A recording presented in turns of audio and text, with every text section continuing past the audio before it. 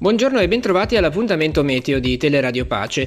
Residue nevicate sull'Appennino di Levante e nell'interno savonese nelle Alpi Liguri. Seguirà per la giornata di oggi un generale miglioramento delle condizioni meteo con ampie schiarite a partire da Levante.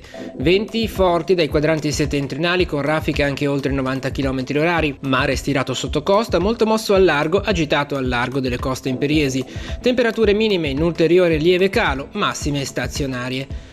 Previsione per domani, giornata ampiamente soleggiata con qualche nebbia mattutina o nube bassa residua sui versanti padani del settore centrale, venti forti dai quadranti settentrionali in graduale calo nel corso della giornata, mare stirato sotto costa da molto mosso ad agitato al largo, temperature minime stazionarie, massime in aumento.